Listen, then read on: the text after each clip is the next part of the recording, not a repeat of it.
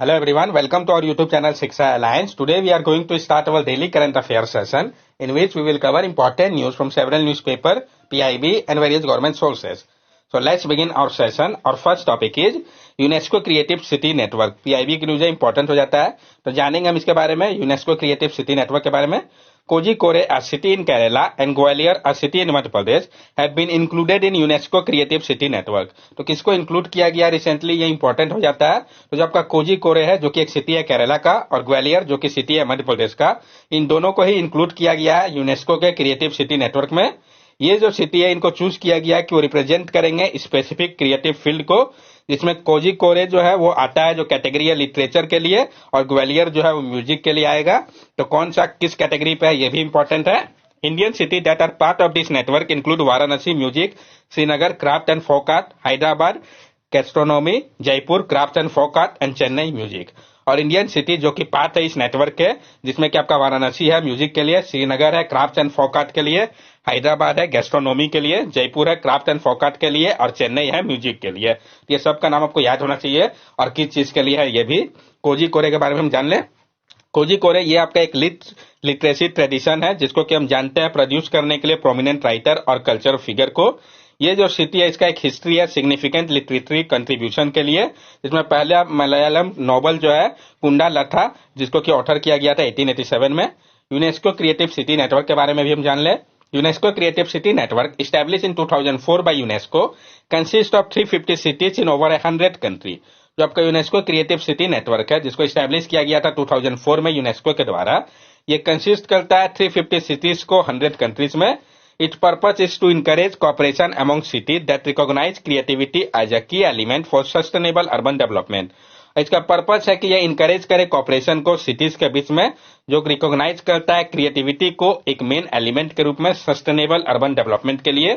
Category की अगर हम बात करें तो जो कैटेगरी इंक्लूड करता है जैसे कि craft and folk art, media art, film, design, gastronomy, literature और म्यूजिक, ये सारे कैटेगरी है जिसको कि इंक्लूड किया गया है इसके अंतर्गत। ये जो नेटवर्क है इसका मकसद है कि लिवरेज किया जाए क्रिएटिव, सोशल और इकोनॉमिक पोटेंशियल को कल्चर इंडस्ट्री का। ये अलाइन करेंगे यूनेस्को का जो ऑब्जेक्टिव है प्रमोट करने का कल्चरल डाइवर्सिटी को, और इनहेंस करेंगे रेसिलेंस को ताकि चैलेंज किया जा सके क्लाइमेट चेंज, इनइक्वालिटी और रैपिड अर्बनाइजेशन को। It promote a culture of creativity in urban planning and solution to urban issue. और ये प्रमोट कर रहा है जो आपका एक कल्चर है क्रिएटिविटी का अर्बन प्लानिंग के लिए, और जो सॉल्यूशन होगा अर्बन इश्यू का। नेक्स्ट टॉपिक है हमारा 2023 ब्रिटिश एकेडमी बुक प्राइज नन्नी दास। तो 2023 का ब्रिटिश एकेडमी बुक प्राइज दिया गया है नन्नी दास को। इनके बारे में हम जानेंगे, फिर इस बुक के बारे में जानेंगे, इस प्राइज के बारे में जानेंगे।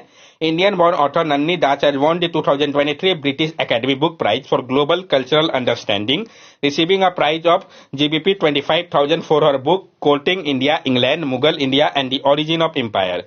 जो इंडियन बॉर्न ऑथर है नन्नी दास, उनको मिला है 2023 का British Academy book prize global cultural understanding के लिए।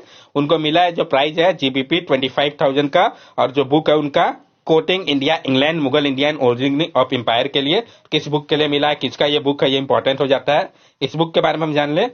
ये जो बुक है ये प्रोवाइड कर रहा है एक फ्रेश पर्सपेक्टिव को, जो ओरिजिन है ब्रिटिश एम्पायर का, जो स्टोरी था आपका फर्स्ट इंग्लिश एम्बेसडर से लेकर इंडिया का 17th सेंचुरी में सर थॉमस रॉय तक के समय का। ये जो प्राइज है ये दर्शाता है जो वर्क है नॉन फिक्शन का, जिसने कंट्रीब्यूट किया है समझने में अलग अलग वर्ल्ड के कल्चर को और उनके इंटरेक्शन को। इस प्राइज के बारे में हम जान लें। British Academy Book Prize, established in 2013, formerly the Nayab Al-Rudan Prize, recognizes outstanding non-fiction work in fields like humanities and social science. Its honor book that display rigor and originality and enhance understanding of global culture and interaction. जो आपका British Academy book prize है इसको establish किया गया था 2013 में। पहले इसको नायब अल रोडान प्राइज के नाम से भी जाना जाता था। ये रिकॉग्नाइज करता है outstanding non fiction work field को ह्यूमैनिटीज और सोशल साइंस के फील्ड में। ये ऑनर करता है जो बुक जो कि डिस्प्ले करता है राइगर और ओरिजिनलिटी को, और इनहेंस करता है अंडरस्टैंडिंग को ग्लोबल कल्चर और इंटरेक्शन का। अब जो लिटरेरी अवार्ड है जो कौन कौन सा है, किनको मिला है, वो हम जानेंगे। जैसे कि आपका फ्यूचर प्राइज हो गया, ये दिया जाता है जो एक्सीलेंस होता है अलग अलग फील्ड के लिए। तो जो नोटेबल इंडियन ओरिजिन रेसिपिएंट है जिनको ये प्राइज दिया गया है, जैसे कि आपका विजय सराद्री, सिद्धार्थ मुखर्जी, गीता आनंद, जुम्पा लहरी, डेनिस सिद्दीकी, संगमित्रा कालित्रा, गोविंद बिहारी लाल और भी बहुत लोग हैं जिनको ये प्राइज दिया गया है। बुकर प्राइज की अगर हम बात करें तो ये रिकॉग्नाइज करता है जो बेस्ट नोवेल है इंग्लिश में उसको, ये दिया गया है सलमान रुश्दी, अरुंधति रॉय, किरण देसाई, अरविंद अडिगा को।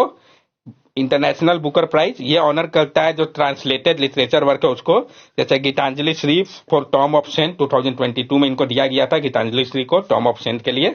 नोबेल प्राइज इन लिटरेचर की अगर हम बात करें तो ये प्रेस्टिजियस अवार्ड है जो कि रिमार्केबली लिटरेरी कंट्रीब्यूशन के लिए दिया जाता है, जो कि रविन्द्रनाथ टैगोर को दिया गया था 1913 के समय पे। नेक्स्ट टॉपिक है हमारा हाइड्रो क्लाइमेट एक्सट्रीम, पीआईबी के न्यूज इंपॉर्टेंट हो जाता है, तो जानेंगे हम हाइड्रो क्लाइमेट एक्सट्रीम के बारे में।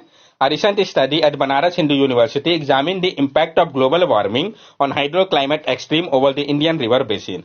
ये एक रिसेंट स्टडी किया गया कहाँ पे, बनारस हिंदू यूनिवर्सिटी पे। इसमें एग्जामिन किया गया जो प्रभाव पड़ रहा है ग्लोबल वार्मिंग का हाइड्रो क्लाइमेट एक्सट्रीम के ऊपर इंडियन रिवर बेसिन का। Hydroclimatic extreme are extreme event that can have substantial impact on human society and ecosystem. This event include flood, drought, heat wave and rainstorm. जो हाइड्रोक्लाइमेटिक extreme है ये आपका extreme event होता है जिसका सब्सटेंशियल इम्पैक्ट पड़ता है ह्यूमन सोसाइटी और इकोसिस्टम के ऊपर। ये जो इवेंट है ये इंक्लूड करता है फ्लड को, ड्रॉट को, हीट वेव को, रेनस्टॉर्म को। The study used high-resolution simulated precipitation data from the couple model intercomparison project 6 CMIP6 experiment.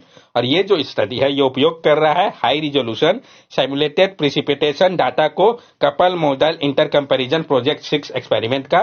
क्या फाइंडिंग है इसका? ये जो फाइंडिंग है ये दर्शाता है कि जो फ्रीक्वेंसी है एक्सट्रीम रेनफॉल का ये एक्सपेक्ट किया जा रहा है कि और ज्यादा बढ़ेगा वेस्टर्न घाट के लिए और नॉर्थ ईस्ट रिवर बेसिन में, जबकि ये हैवी रेनफॉल का जो इंसिटी है ये प्रोजेक्ट किया गया है कि ये बढ़ेगा अपर गंगा और इंडस बेसिन के एरिया के लिए। ये जो रिसर्च है ये हाईलाइट कर रहा है कि जो एग्रीकल्चरल ड्रॉट है लोअर गंगा बेसिन में ये कम होगा मीन रेनफॉल के कारण। क्या महत्व है इसका? It emphasized the need for policymaker to develop a strategy to manage water surplus or scarcity.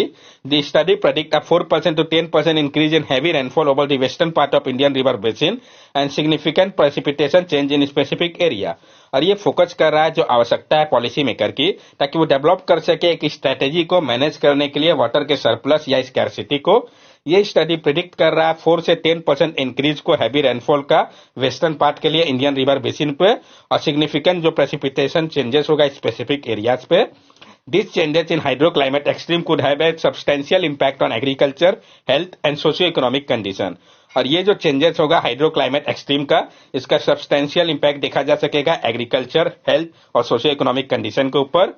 The study also identify major hotspots for future urban flooding in highly populated city, suggesting that policymakers should design specific climate adaptation and mitigatory strategy, including water and emergency service policy, to minimize the risk associated with extreme event in this basin.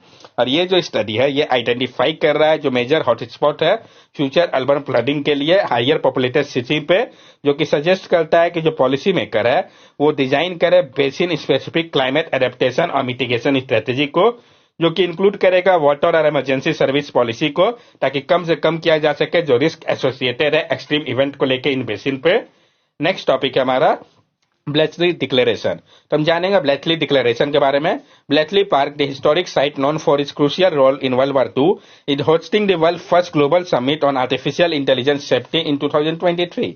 जो आपका Bletchley park है जो कि historic site है जो कि जाना जाता है इसके क्रूशियल रोल के कारण वर्ल्ड वॉर II के दौरान, उसने होस्ट किया है वर्ल्ड का पहला ग्लोबल समिट को आर्टिफिशियल इंटेलिजेंस को लेके 2023 पे। तो ये कहाँ पे हुआ ये इंपॉर्टेंट है।